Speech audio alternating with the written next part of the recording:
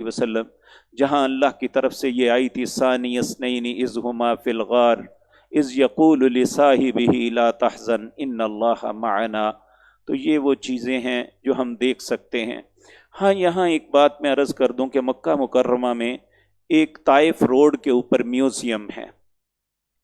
اس museum میں ضرور جائیں۔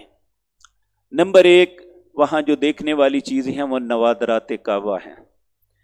کہ پرانے زمانے میں نبی کریم کے زمانے کے مبارک وقت سے وہاں ایک ستون پڑا ہوا ہے جو عبداللہ بن زبیر رضی اللہ تعالیٰ عنہ کے زمانے میں لگایا گیا تھا۔ اسی طرح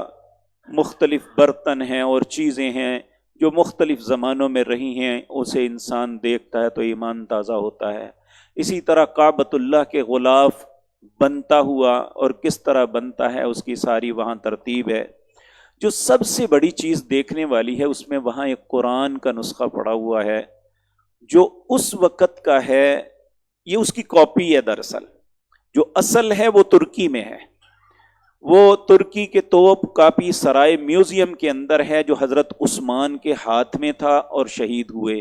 یہ اس قرآن کی کاپی ہے